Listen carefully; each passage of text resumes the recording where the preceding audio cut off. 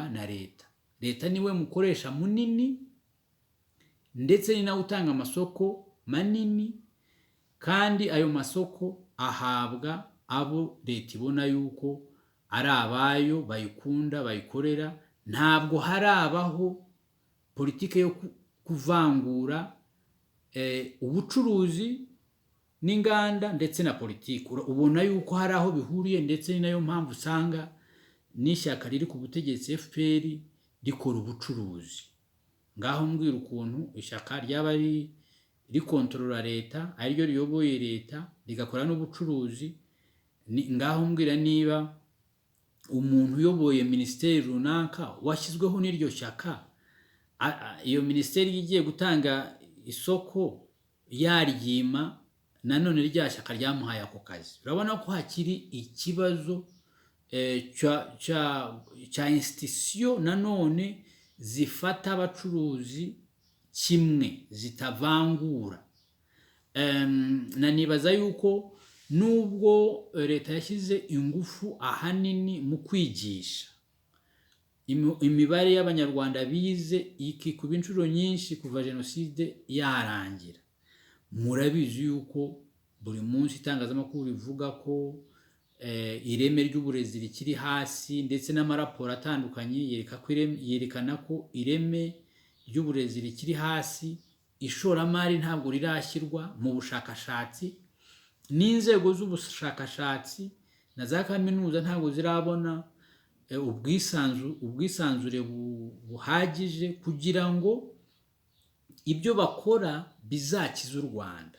Nanone kantanga urugero, nubwo mbere y'ubu burezi bwa siyanse bushingiye ku bumenyi butaraza, buzi ko bumaze hafi imyaka 100, no mu byo nandikiye perezida nagishyizemo, mbere y'uko ubu burezi buza, abanyarwanda b'icyo gihe bakizaga indwara zose. Kubera iki uyu munsi tudashobora no gukora urushinge? Kubera iki tudashobora gushaka urukingo rwa covid? Kubera iki tudashobora gukora urukingo rwa malaria cyangwa n'umuti ukora malaria? Ni ukubera yuko ntabwo u Rwanda rurashora amafaranga ahagije mu bushakashatsi na siyanse n'uburezi bwigenga. Niyo mpamvu na za kaminuza za leta usanga abaziyobora bashyirwaho n'inama ya leta, n'inama y'abaminisitiri, kugira rero ngo uzigenge kandi akazi wagahawe n'umuntu nawe ushaka kugira ngo umukorere ibintu runaka. Urumva ko bigoye. Nkavuga rero yuko bimwe mu bibazo twari tufite muri za 60 n'ubu ngubu biracyahari, nubwo hagiye habaho kwagura igihugu. Ubu ngubu ntabwo kigifunze, hagiyeho politike y'uko abashoramari bo hanze bashobora kuza, ndetse n'umunyamahanga ushaka kuba hano ufite ubumenyi baramwemeja. Ibyo ngibyo ni ibintu byiza, ariko ugiye kureba ko tuvuge ubukerarugendo nabyo ubu ngubu bwashyizwemo ingufu nyinshi ku buryo buzana amadolari, amafaranga menshi, butuma abantu bikorera benshi batera imbere. Ariko uko bukorwa haracyarimo ikibazo, kubera yuko kugira ngo ubukerarugendo butume ibe sector ituma igihugu gikira, nuko abakerarugendo baza mu gihugu baba ari benshi. Kuko ubukerarugendo bukiza igihugu kubera ibyo abongereza bita chain. Niba umukerarugendo apana y'amafaranga yishyura akatuvuge kujya kureba ingagi cyangwa kuza muri za parike, ni ukuvuga yuko kugira ngo ubu ngubu ukuntu bimeze, usanga ubukerarugendo ubwo leta yahisemo ari ubukerarugendo bushingiye ku bukire, ku bakerarugendo bakeya bakize.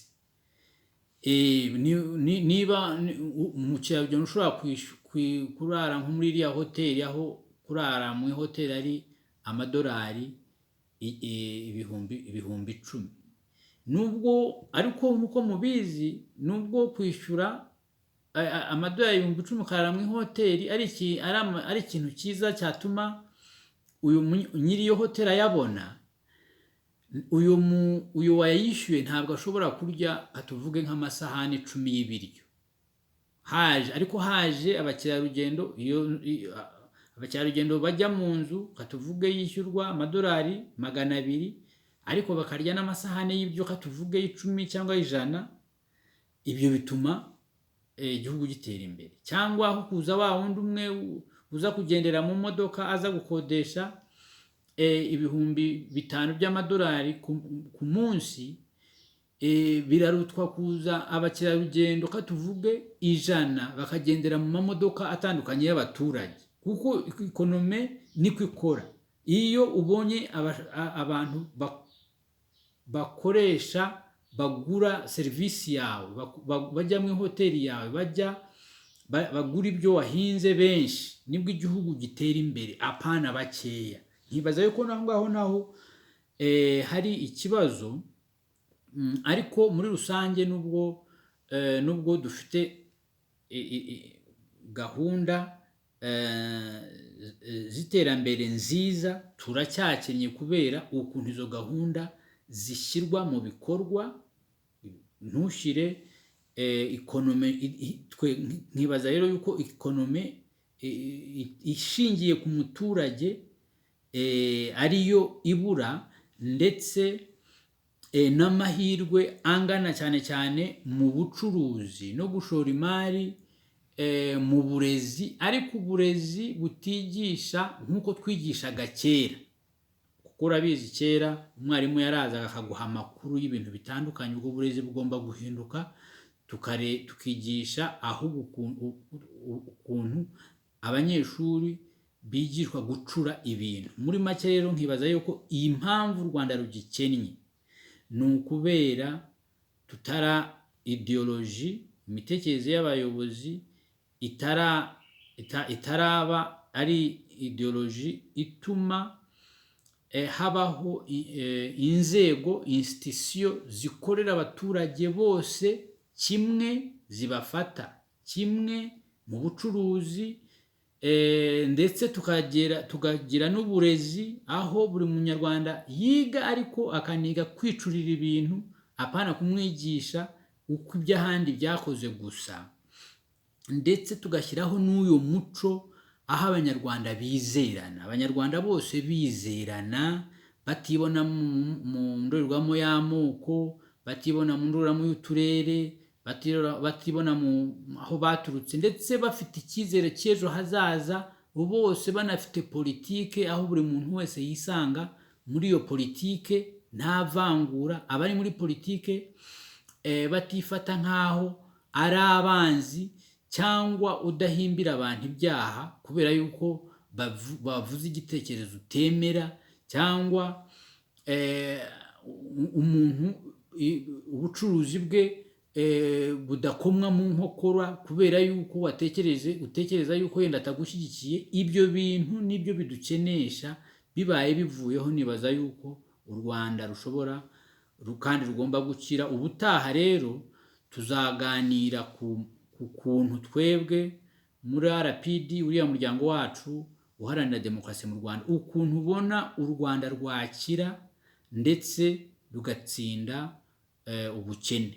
Murakoze, mugire amahirwe, ndetse amahirwe y'Imana. Ndanabasaba yuko mwibuke gutanga ibitekerezo kuri iki kiganiro twatanze, ndetse munakunde uru rubuga rwacu, ugende ukandeho uvuga uti iki kiganiro ni cyiza. Niba utagikunze uvuga uti ntabwo ari cyiza, hanyuma muniyaboneshe, ibyo bita mu cyongereza subscription. Ndabashimiye, mugire amahoro. Bye.